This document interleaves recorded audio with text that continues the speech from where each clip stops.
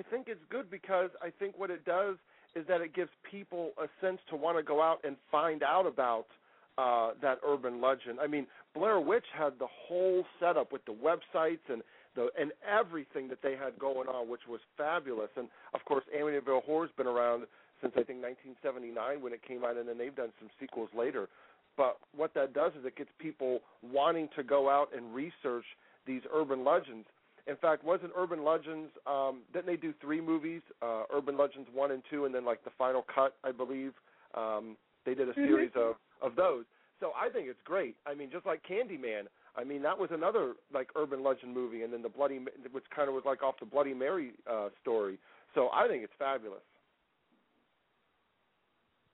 Okay, and just before we wrap up things here, is there anything that you would like to plug?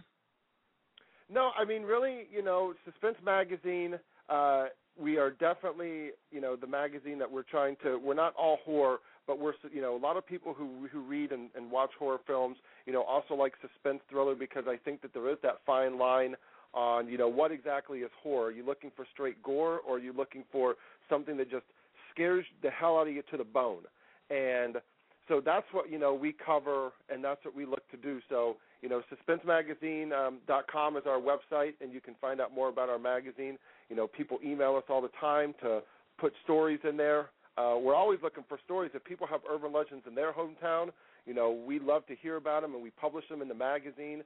We have a lot of great authors, Donald Allen Kirch, who did something called the Manchester House, which was a great ghost story. So any of that kind of stuff we love.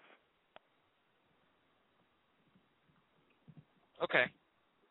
And it looks like that's just about all we have. Thank you very much for calling in. We really appreciate it. Thank you guys so much for having me. You have a good one. Great show. Keep it up. You're welcome. Thank you. All right, bye-bye. Bye. Bye. Okay, thank you very much for calling in there. We had a nice caller there and had a lot of interesting questions answered. Again, Suspense Magazine, if you want to hear in-depth look on horror fiction, horror movies, horror text, also with suspense and things such as that, definitely check that out because you're really going to want to check that out. It's very interesting, and it sounds like something that a lot of you horror fans should really get your hands on. So did you enjoy the interview there? You think we had some nice insight from someone within the industry? I think we did, because when I asked him about the whole horror movies based on urban legends and true stories, that does add suspense to people because they're like, oh, did this really happen? Because I remember being little and I heard about the Blair Witch Project. I went on the computer and I was researching it for like 2 weeks. It's sort of like The Strangers. It said this, is based off of true life events and something that actually happened. So it really does get your brain moving and comparing, this is obviously, glamorized for Hollywood, but what about this actually did happen? And it gets your brain just really moving and gets you a lot more hooked into it because, the actions you're seeing aren't just completely written up. Some of this stuff actually supposedly, allegedly happened. So that's definitely a great point you brought up there. And Go ahead. Yeah, because with the because I know everybody has seen Texas Chainsaw Massacre. When they've heard about that, most of them had to have been looking up Texas Chainsaw Massacre on Yahoo and probably trying to go to the library and saying like, oh, do you have articles about this murder that happened because it was based off a movie? Oh yeah, and speaking of Texas Chainsaw Massacre, Brian in the chat room, he actually brought up the Texas Chainsaw Massacre up in here as something that was a horror movie of old, and that's definitely one of the classics, considered one of the classics, one of the most well-known horror movies, the Texas Chainsaw Massacre there. So, yeah. But Scream 4, let's talk a little bit about Scream 4. And I know we're both big fans of the Scream trilogy and really looking forward to the next Scream. Very much so. And what I have here is basically just some facts, some trivia regarding Scream 4 that we can kind of add to our Scream 4 discussion. In July of 2009, actually, after years of rumors and negotiations, David Arquette and Courtney Cox signed up for to reprise the roles, and the original Sidney was actually confirmed in September of 2009. So this has been planned for quite a while now.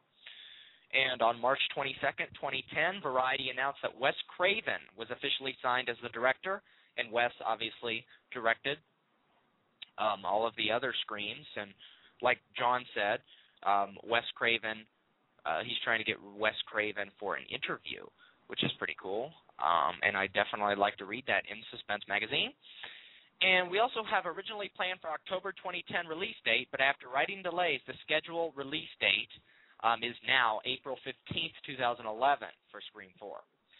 After missing a Thanksgiving and January 4th deadline, Kevin Williamson delivered the first draft of the script in mid-February of 2010. And guess who auditioned for a role in the movie? Shawnee Dawson. Oh, Shawnee Dawson. I'm Shane Dawson. I was reading something else, and I was thinking, wait a minute, Shawnee Smith? And then it reads Shane Dawson. I was reading something in the margin, because obviously Shawnee Smith from the Saw trilogy, so that would have been interesting. But no, Scout Taylor Compton and Shane Dawson auditioned for roles in the movie. Ashley Greene was considered for the lead role, but ultimately Emma Roberts was cast. The film suffered 2 casting changes in quick succession after a shooting had begun. Lake Bell had originally been cast as Judy Hicks, but was forced to drop out, which she announced via her Twitter account on June 24, 2010, due to scheduling conflicts. She was replaced by Marley Sheldon. 6 days later, Lauren Graham was originally cast as Katie Kessler, dropped out also citing scheduling conflicts as well as script changes.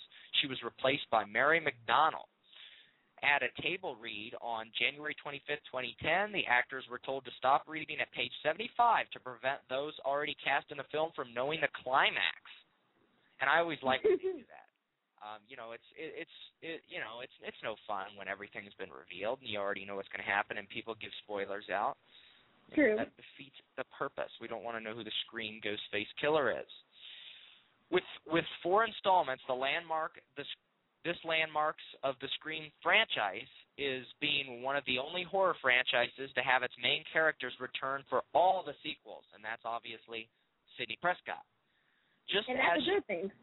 Oh, yeah, definitely, because, you might as well make a completely new movie if you're going to keep changing all the characters around, unless it's a hugely, innovative concept such as Saw. But if it's something like Scream, which isn't hugely innovative, I mean, it was one of the innovative slasher films, but it's not much different than what's been going on in thousands of other movies.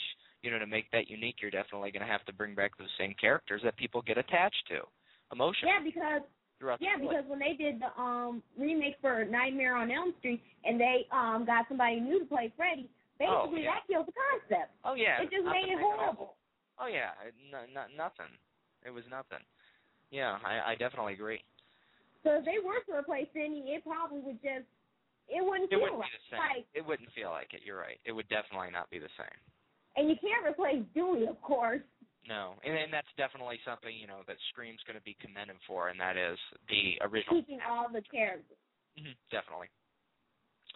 Okay, some more fun facts here. Just as she does in her real-life marriage to David Arquette, who plays Sheriff Dewey Riley, Courtney Cox's character, Gail Weathers, now has a hyphenated name. She is now billed as Gail Weathers Riley, since at the conclusion of Scream 3 in 2000, Dewey proposed to Gail, and they are now married in this film. Due for release almost 15 years after the original Scream, which was made in 1996, so 4 Screams in 15 years. You wouldn't have expected the 4th one to come 11 years later. Principal photography ended on September 22nd, 2010. In May of 2010, Kathy Conrad, the producer of all 3 previous movies in the Scream series, filed a lawsuit against the Weinstein Company, stating her production company had a first rights real deal with the Weinstein Company to produce all the films in the Scream series. The lawsuit was eventually dropped. The director, Wes Craven, stated that he was not going to return as the director unless the script was as good as the first Scream in 96. So that's and I commend him for that. Oh, definitely, because, one of the common mishaps in horror movies is when you have, sequels and sequels that really get bad, because generally it seems like the original is always the best.